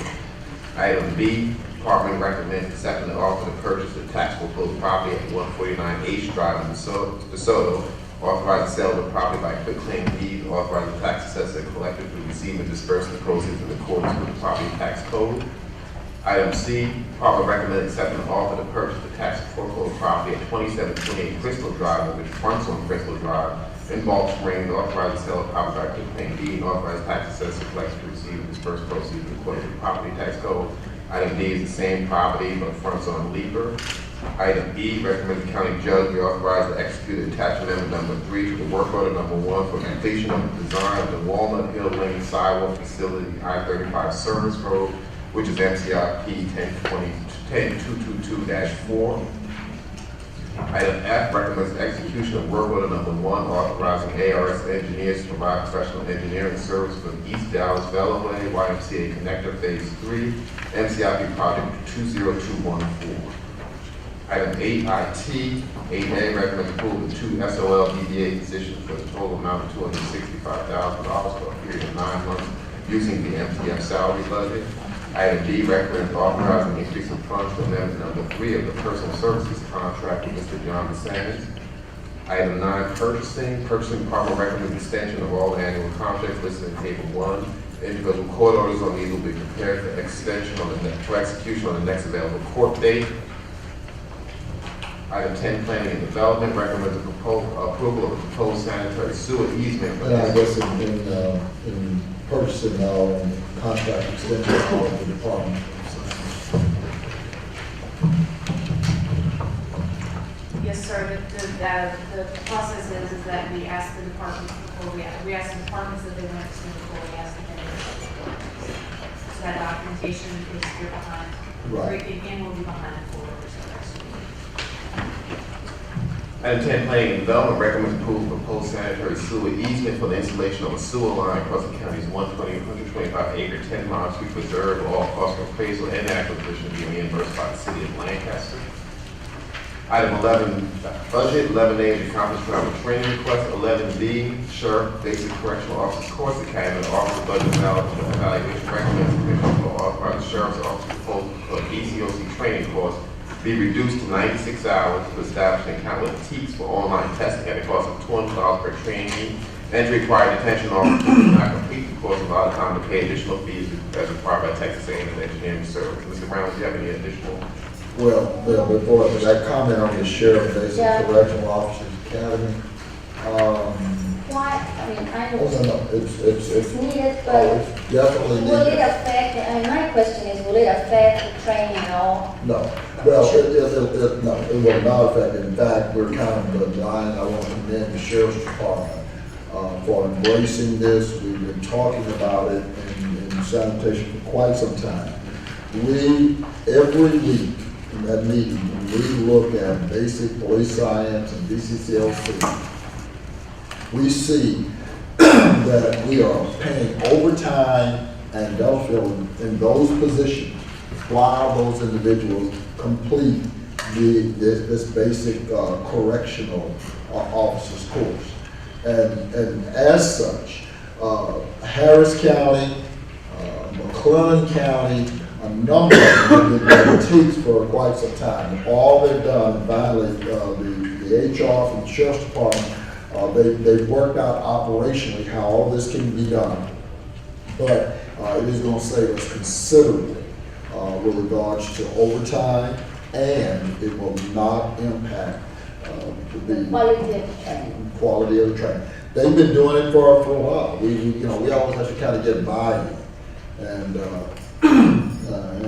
I applaud the department. They've done buy-in.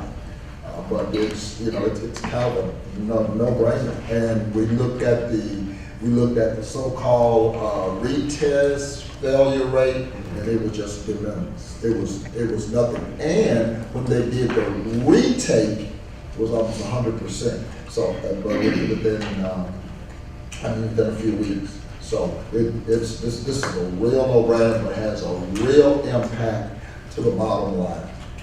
And so. Darryl, did I miss the briefing in court order for the lease change, the name on for my road and bridge office? If not, then we can't make that September payment. Did that not funnel up? Commissioner, I can check on that while we're in close, but I believe I did get that email and it should have been, but I don't see it on. Maybe it need to be bring up by, Yeah. otherwise I'm just counting in default on. Yeah. Impact. I'll check while we're in close, and if we have to, we'll come back out. We'll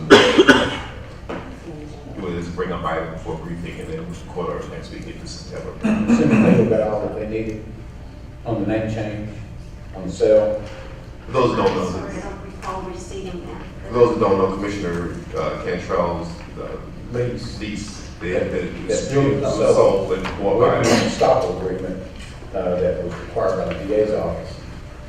So, we haven't, the auditor hadn't cut a check until that legal issue is taken care of or not.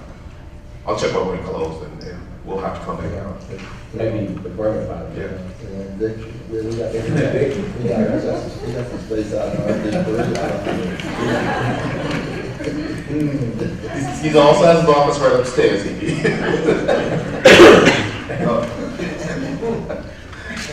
Judge, that concludes the briefing, and you have 7 speakers listed. When available, please read the rules of the court for our speakers.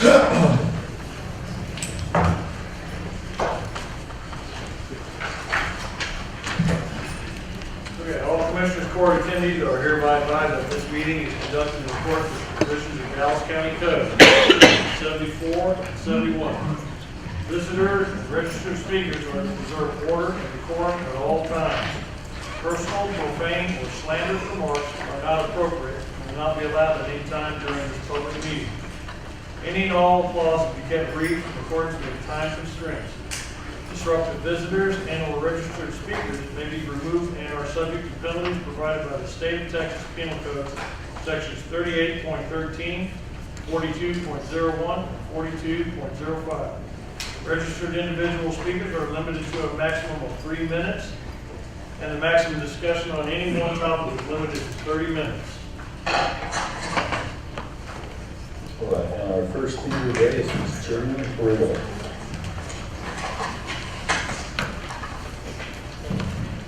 Thank you very much. Good morning to everybody. I'm here today to thank the court for standing up for the approximately 200,000 county citizens who are in grave danger of being disenfranchised by the discriminatory voter ID law enacted by the state of Texas. Since I moved to Dallas in 2006, I've dedicated a large part of my time working to register and educate voters. Whether it was standing outside Walmart's in the August heat, or working with the League of Women Voters and the Dallas County Elections Department to plan and execute National Voter Registration Day 2012 and everything in between. I know from personal experience how empowering it is to vote. I became a U.S. citizen in 1978 primarily so I could vote, and I haven't missed an opportunity since then. I have taken great pleasure over the years in registering new citizens at naturalization ceremonies, in informing felons who thought they had lost their right to vote forever, that they are indeed eligible after coming off paper, and empowering 18-year-olds to cast their first vote and starting them on a path of a lifetime of civic engagement. So it was with great sorrow and a lot of frustration that I watched this discriminatory voter ID law be put in play in Texas, and similar ones in several states across the country. It is a solution looking for a problem. A recent study shows that you are more likely to be hit by lightning than to commit voter fraud. The laws are plainly targeted to disenfranchise the 11% of voting age Americans nationally who don't have specific kinds of identification. Here in Texas, a concealed gun permit, but not a student ID, it's unbelievable. For women and the elderly, it's even more of a hurdle. 18% of people of the age of 65 don't have current ID, and only 66% of women have proof of citizenship that reflects their current name. 93 years ago yesterday, women gained the right to vote, and now because these women have conformed to social norms and changed their names to that of their husbands, they have run a grave risk of losing their vote. Now is not the time to be cutting back on any group's right to vote, but certainly not those of women, when their reproductive and economic rights are under ever-increasing attack, especially here in the state of Texas. I applaud this court for fighting hard for its citizens by joining this lawsuit. As a taxpayer in Dallas County, I have no issue with the county paying for the court costs to protect the rights of its citizens. In fact, I think you have a duty to do so. And finally, I'm proud to let you know that the nonpartisan Texas Civic Engagement Table and Proud to Vote Texas and the Texas Voting Rights Coalition have rolled out a website called gotidtexas.org. So GOTIDTexas.org, which provides many tools to help those caught in the process of the voter ID law to prepare themselves. And I have some flyers that I brought here to court today, so after the meeting is over, I'd like to share those with anyone interested. Thank you very much. Thank you. And our next speaker is Ms. Sandra Crenshaw. Ms. Sandra Crenshaw. And our next speaker is Mrs. Catherine McGovern.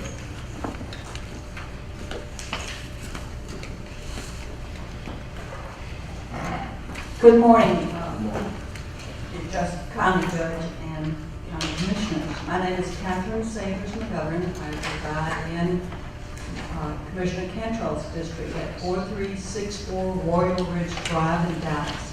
I am here to speak in favor of the decision of the county commissioners to join in the private suit against the state of Texas to protect the voter ID rights of the citizens of this county. That is, that we have no need for voter ID. People who have for years gone and voted because they are registered to vote are being disenfranchised because, as the prior speakers pointed out, many of them do not have photo IDs that meet the criteria of the state of Texas.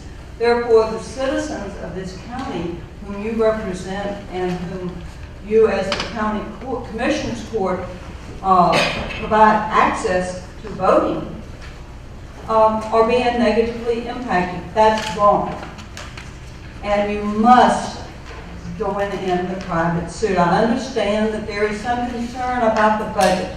How much is freedom worth, for goodness sakes? We all pay taxes. We all have a right to vote. Everyone who is a citizen here in this county should be able to freely go and vote if they are registered. And that is the only criteria under our Constitution and under the Constitution of the United States of America. So there should be no hesitation, no shilly-shallying, no backing off, just because it may cost a few cents. Because that's how it's spread out among all the citizens of this county. A few cents, a nickel and a dime. Don't blink. Do go forward, vote, whatever budget you deem is appropriate to be included in the private action. Moreover, I would ask that you would consider authorizing whoever is going to represent Dallas County in this litigation to file an amicus brief or to seek to intervene in the United States of America against the state of Texas, which is the suit brought by the United States.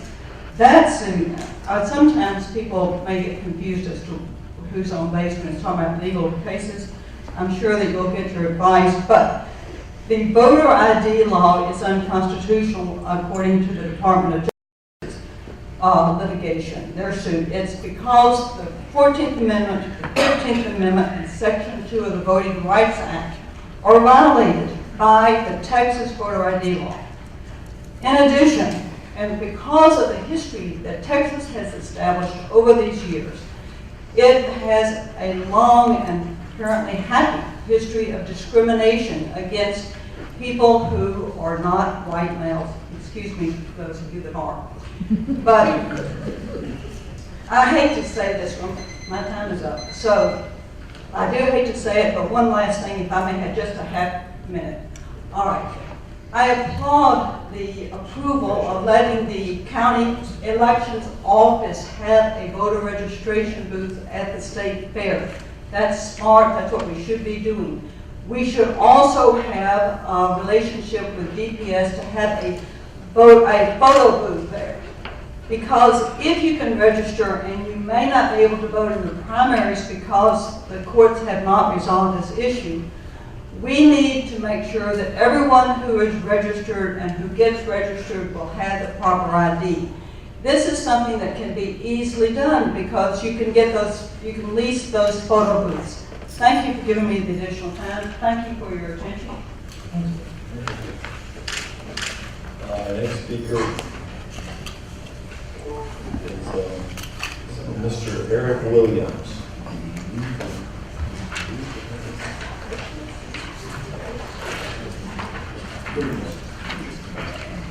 Greetings. My name is Eric Williams. I'm CEO of Out the Box and DiasporaFilms.com. I'm a native Texan, a 30-year veteran of journalism. In the early 80s, I helped integrate the Dallas Morning News photo department. I later became the first African-American photojournalist for National Geographic magazine. I have worked as a journalist for 8 American newspapers and several television networks. I would like to personally thank the board for the great job you guys are doing thus far. Unfortunately, it's a fact that 35% of Black Americans live in poverty, compared to 17% of the white community. It's a fact. Blacks make up 12% of the U.S. population, but make up 59% of the prison population.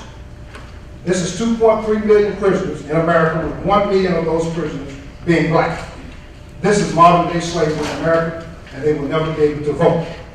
It's a fact. Black businesses in America received a whopping 1% of all approved business loans and 3.7% of SBA loans this year. The African American race is now facing the real possibilities of losing their right to vote in Texas and further loss of historical information regarding the slave and Jim Crow era. Within corporate America and municipalities throughout Texas, it is only fitting that the proposal that I'm about to mention shortly is relevant and timely based on the observance of the 50th anniversary of the March on Washington. 9 major American cities have passed similar proposals as ordinances since 2000. The ordinance in which I speak of is the Slave and Jim Crow Era Disclosure Ordinance Law. The purpose of this ordinance I'm proposing to the county would be for implementation of the ordinance by adding to the agenda for the next board meeting for a public yea or nay vote. This ordinance would help to promote full and accurate disclosure to the citizens of the county, with a particular emphasis on the heavy involvement of corporations in the slave and Jim Crow trade. Many of America's largest corporations have revealed a large trove of previously undiscovered and undisclosed details about their role in slavery as it relates to our nation's economy. Companies such as Aetna, New York Life, AIG, JP Morgan Chase, Bank of America, Cotton Belt Railroad, better known as St. Louis Railroad, and the cotton textile industries have all benefited from owning slaves, insuring slaves, insuring slave holders, using slaves as collateral for bank loans, using slaves to help make tracks for the Cotton Belt Rail Line to transport cotton. Many, if not all, of these companies are vendors or brokers and have contracts to do business with this county and have profited from their free labor. These corporations have Texas affiliates, offices, and brokers that currently do business with the county and need to be held accountable for their past involvement in the slave and Jim Crow trade. This proposed ordinance should include disclosure requests for affidavits with all new contracts and all new contracts amendments. I am proposing that the comptroller be required to establish an account for the collection of involuntary contributions from contractors subject to this ordinance. I would like to see that contractors providing insurance services, financial services, and textile services disclose to the county any participation in the slave trade by themselves or predecessor companies, and that the controller create an account to create which contractors subject to the ordinance make voluntary contributions, and that the monies donated to the account be used for economic development and educational initiatives in this county. In closing, again, I would like to seek immediate approval to add to the agenda, call for a vote, adopt and implement an historic slave era ordinance law for this county. Thank you very much. Our next speaker is Ms. Rachel Baker Ford.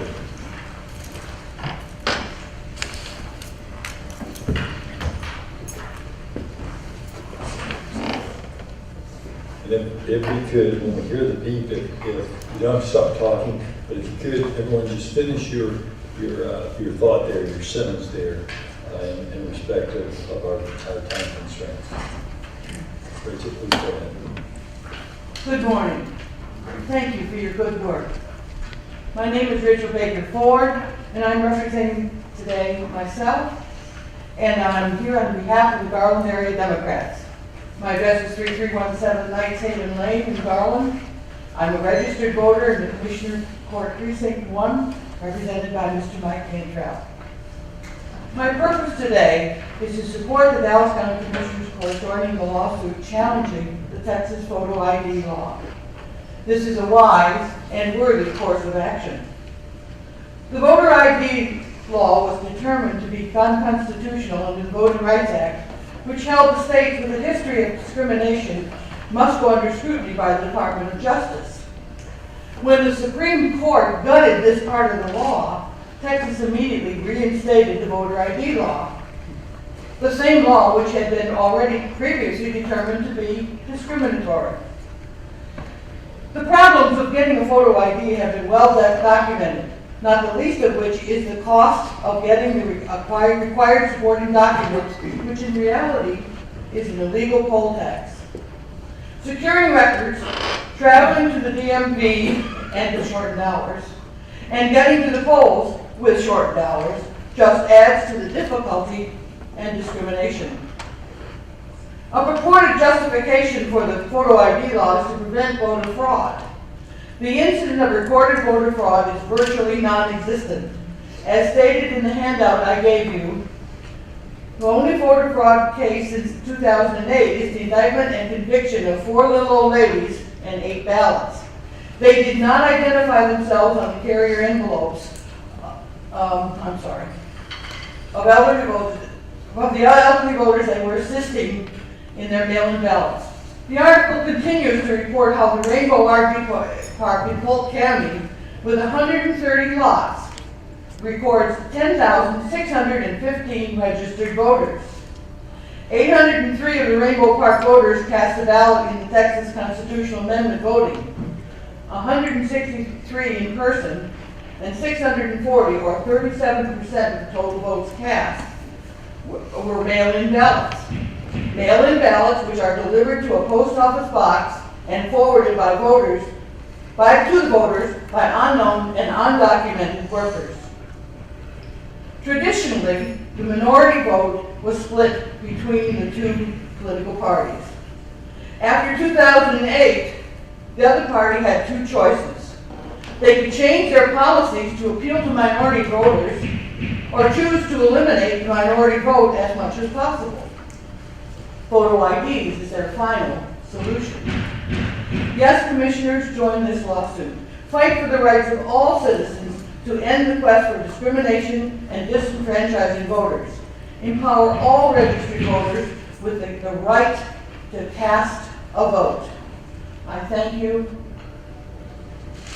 Thank you. Our next speaker is Ms. Betty Ritchie. I'm Betty Ritchie, and I'm short. I reside at 2885 Eastside Street, number 307, Dallas, Texas, and my commissioner is John Collins. I want to thank each of you, Judge Jenkins, Commissioner for allowing me to speak. And Judge Jenkins, I would also like to commend you for recognizing Women's Equality Day. Thank you very much. Thank you. Thank all of you. Our Attorney General diversified over $1 million in criminal justice grants to investigate and prosecute in-person voter fraud. The end result was that he was unable to find even one case of in-person voter fraud. The money that was spent had come from criminal justice grants, but we should remember that my tax dollars and your tax dollars funded those grants. No one gave me the opportunity to discuss whether that was proper use of our tax dollars.